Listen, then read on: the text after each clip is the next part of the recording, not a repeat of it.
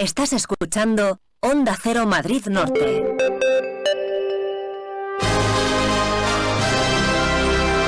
Pasan 23 minutos de la 1 de la tarde y con esta música se pueden imaginar que ahora lo que vamos a hablar es de cine y del séptimo arte. En esta ocasión del cortometraje documental Guernica, el último exiliado.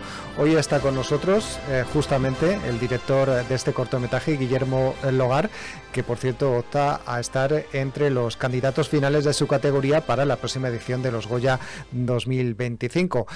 Vamos a hablar con él unos minutos, pero antes vamos a presentar a nuestro compañero que es Luis Alberto Jiménez. ¿Qué tal? Muy buenas. Hola François, buenas tardes, muy bien. Bienvenido. Bueno, pues si te parece vamos a saludar ya a Guillermo Logar. Buenas tardes. Muy buenas tardes, es un placer estar con vosotros hoy aquí. Bueno, pues un placer el nuestro también poder hablar contigo de esta obra y además de paso, bueno, pues conocer cómo es el mundo de los cortometrajistas, ¿no? Para llevar adelante y sobre todo a los espectadores sus obras. Lo primero que me gustaría preguntarte es exactamente el argumento de Guernica, el último exiliado. ¿Qué se cuenta en el mismo? Bien, pues para hacer un resumen lo más sintético, diría que es un poco la operación política que se desarrolló para traer el cuadro de Picasso a España en 1981. Un poco esa sería la síntesis, ¿no? Cómo se realizó y quiénes realizaron esa operación. Y tú también eres el guión del corto. ¿Cómo te surge esa idea para hacer el trabajo? Pues mira, sí soy guionista y director y yo siempre he tenido un gran interés en los temas de la transición. Tengo 37 años, considero también que es un poco nuestra responsabilidad, ¿no? De mi generación, de la generación de cineastas de mi edad, contar esos episodios de la transición que todavía no se han tocado. Sabemos que es muy difícil, ¿no? Hay cierto consenso en el que nuestra industria todavía va un poco retrasada respecto a otras industrias, ¿no? A la hora de contar su propia historia. Entonces a mí aquí se unieron dos factores, que me interesa mucho la historia de nuestro país y que me interesa mucho la obra de Picasso. Entonces tuve la oportunidad de contarlo en 20 minutos y intenté no desaprovecharla, ¿no? No está nada desaprovechado, ¿eh? Incluso yo te diría que se queda un poquito corto porque te apetece saber más de todo lo que nos cuentas. Pero yo te quería también preguntarte por qué ese título. Guernica, que ya sabemos que es el cuadro, claro, pero luego el último exiliado. Pues muchas gracias. Bueno, el título es un poco porque me parecía como algo simbólico, ¿no? Como un homenaje a que, evidentemente, años antes ya, en los 3 años antes a la llegada del cuadro, habían vuelto la gran mayoría de exiliados, ¿no? Pero el cuadro sí representaba de alguna manera también algo más que un objeto, ¿no? De hecho, en las fotografías de Marisa Flórez para El País y que sale en el documental, vemos ese tratamiento como de jefe de Estado, ¿no? Casi una cosa que supera, ¿no? Todo el símbolo. Por lo tanto, es que me parecía un cierre muy poético y muy hermoso del proceso de la transición, ¿no? Y a la hora de llevar adelante, porque claro, sabemos que llevar adelante cualquier película, cualquier corto, cualquier trabajo es difícil, pero ¿te resultó especialmente difícil poder llevar a término el corto? ¿Tuviste muchos problemas, muchas trabas? Pues fíjate que en este caso, más allá de las trabas de la precariedad que conocemos, ¿no? En nuestro sector y más en el del corto, tuve la suerte de que Archivos Estatales monta un concurso, que es por el que yo mando esta propuesta y ellos ponen la financiación del cortometraje y sobre todo el acceso, que eso es dificilísimo, a los archivos. Y un acceso que fuera rápido y que pudiéramos ver y elegir rápidamente las imágenes. Por lo tanto, si no hubiera tenido el apoyo de Archivos Estatales, muy probablemente el corto me habría costado muchísimo más. Y evidentemente con otros proyectos en los que no he contado con ese tipo de apoyo institucional, cuesta muchísimo más tiempo, ¿no? Con lo cual yo en ese sentido he sido un privilegiado a la hora de poder contar esta historia con ese apoyo. Además, perdona, François, ¿querías preguntar algo? No, continúa.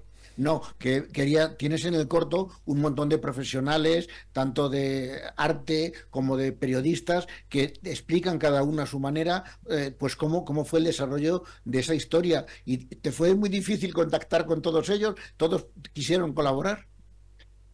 Pues fíjate que salvo por problemas de agenda, no recuerdo el nombre, pero uno de los escritores que yo más seguía que había contado la historia del regreso del cuadro, o sea, de la llegada del cuadro, estaba en Inglaterra y no pudo venir no pudimos coincidir. Pero por los demás, todo grandes facilidades. He estado diciendo estos días en entrevistas que gracias a Ángeles García, periodista del País, conocí a Genoveva Tusell, que a su vez es hija de Javier Tusell, y a partir de esa coincidencia, ¿no? Y de poder descubrirla a ella me hace la guía del documental, ¿no? La forma que tiene de contar las cosas, de los detalles, ¿no? De hacerlo accesible para todos los públicos. Sí. Aparte, ya luego también tuve el privilegio de conocer a Álvaro Martínez Novillo gracias a Genoveva Tusell, con lo cual, bueno, todos estos personajes históricos de los que había leído, pues pude hablar con ellos, ¿no? Ujú. Ujú. Y dan unos datos muy importantes. Aparte, yo te quería también preguntar, ¿vamos a conocer algún dato, algún aspecto, algo que no sabíamos sobre este famoso cuadro de Picasso cuando veamos el corto? Pues fíjate que eso es una gran pregunta. Yo creo que también depende del público que lo vea, ¿no? Porque para un público joven, desde mi generación a más jóvenes todavía, casi todo es nuevo. Y eso es un poco la idea también detrás de hacer este corto documental, ¿no? Que hay muy poco conocimiento y no es responsabilidad específicamente del público, ¿no? Sino que también quizás hay algo institucional que no hemos sabido llevar a cabo, ¿no? Esta traducción de lo que sucedió y poder pasárselo, ¿no? A estas generaciones. Con lo cual yo creo que sorprende mucho. Y también me decían el otro día, claro, uno da por hecho de que el cuadro está aquí y está aquí desde siempre y ya está.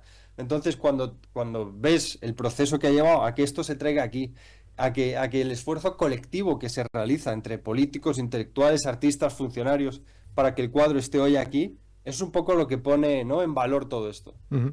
Ese también es justamente el valor de este cortometraje, ¿no? Que para las nuevas generaciones que a lo mejor desconocen ese episodio, ¿no? De lo que ocurrió con este cuadro desde que se hace, o incluso también lo que cuenta el propio cuadro, el bombardeo de Guernica, ¿no? Pues le puede descubrir, bueno, pues esa parte de la historia, por un lado un poco más antigua y por otro lado un poco más reciente, ¿no? Lo que ocurrió ya, digamos, en los años 70, 80. Me gustaría preguntarte, Guillermo, por el tema bueno, este cortometraje ya ha visitado varios festivales con éxito y bueno, incluso ha conseguido premios en el Festival Calidoscopi en Culler, Valencia, o en el Mondoc, en Montaverner, Valencia. ¿Cómo ha sido la acogida con el público? ¿Qué te comentaban los espectadores cuando lo veían? Pues la verdad tengo que decir, y más en estas fechas que vimos ahora, que en la Comunidad Valenciana hemos tenido un recibimiento especial, ¿no? Y agradecer muchísimo a los equipos de esos dos festivales que nos han tratado de forma excelente. Em, Mira, sobre la reacción me parece muy curioso porque el verano pasado estuvimos haciendo una gira con el documental en México Ujú. y estuvimos en varias instituciones de tradición republicana, de las que se fundan ahí después del exilio, y nos llamaba mucho la atención de que el público, que en general tenía entre 14 y 18 años, tenían más conocimiento sobre ciertos periodos de nuestra historia que nosotros mismos, ¿no? Entonces, eso también fue un contraste el enseñar esta película en México, en ese contexto educativo, y el luego enseñarlo en España, nos hemos dado cuenta también de qué carencias tiene nuestro sistema, ¿no? Y cómo todavía hay muchas partes por ejemplo, mencionabas ahora también sobre el bombardeo de Guernica, ¿no? Que hay una oscuridad todavía, ¿no? De historias que todavía se tienen que desvelar y se tienen que contar o rescatar. Y eso, por ejemplo, desde el lado de los españoles republicanos llegados a España, se han encargado, a México, perdón, se han encargado de que esa tradición se mantenga hasta generaciones que ahora te digo, tienen 13, 14 años, con lo cual entendían mucho mejor el contexto y la dificultad que tuvo el cuadro para entrar en España, ¿no? Ujú. Yo te iba a preguntar, tenía una pregunta que era cuándo va a poder ver el público el corto fuera de los circuitos de los festivales, pero esta misma mañana me ha llegado un correo de la Academia de Cine donde van a programar todos los cortos que están preseleccionados para optar a la candidatura final de los cortos en los premios Goya. Entonces, yo tengo que decir que tu corto se va a emitir, se va a proyectar el día 26 de noviembre a partir de las 4 de la tarde, junto con otros cortos también de tu categoría de documental. Entonces los espectadores pueden ir a la academia y poder ver todos los cortos que están optando a ser seleccionados. Y eso es una cosa muy importante, ¿verdad?